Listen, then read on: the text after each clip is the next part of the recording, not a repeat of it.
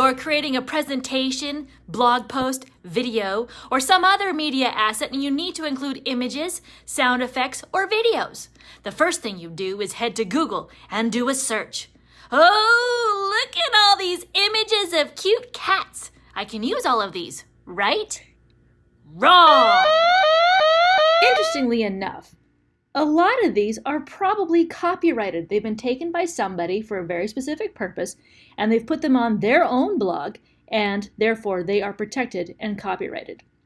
For example, this one over here, this little white guy running through the field, if I click on him, and I say, oh, that's lovely, I want to use that in my own piece of work. Well, if I visit this site, look it is owned by this guy up here, and this is not allowed to be copied because these are all copyrighted.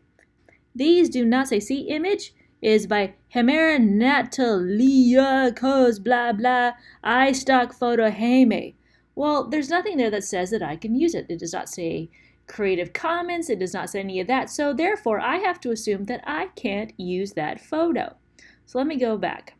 So you might be saying then, well, Sandra, how am I able to use photos for my presentations? Well, I'm going to show you a couple of different ways.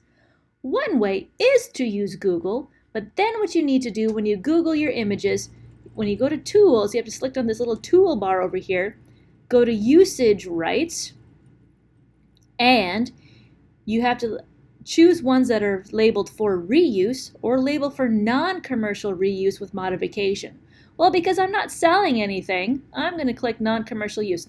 Now you'll notice there's still a bunch here that I can use, but that white one that I had, the one that was bouncing across the field, is no longer there. So you have to be careful with that. Easiest way to avoid this, however, is to know where to go and find quality images that you can use for copyright compliance purposes. The first one that I would recommend is this one called Pixabay, pixabay.com. This site has amazing free images that you can use. So if I go on here and I search cats, look at what I get. I get beautiful photos. And I can take a look through these. These are professional quality photos that I am free to use. So here's a cute little one, still in the garden. I'll choose that one.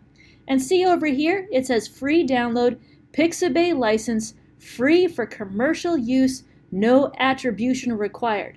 I would go ahead and ignore the no attribution required and always give attribution to where I'm taking my images from. So in this case, it is by this person up here, ILYESSUTI.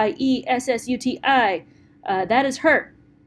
However, if I do this, if I go free download, so I take the free download and I go download, yay, and I'm not a robot. You don't need to sign up. I never have. I just take their stuff. And I download it, but look at that. Oh, and I can choose to where I want to put it. Boom, there it goes.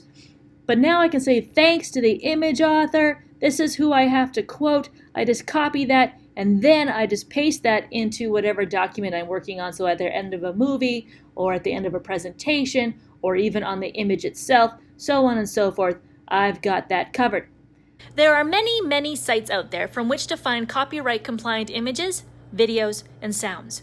Use them. Model for your students digital citizenship and responsible use of other people's work. Click the link below the video for the PDF that outlines more of these ideas and for how to properly cite digital sources. Media artists, thank you.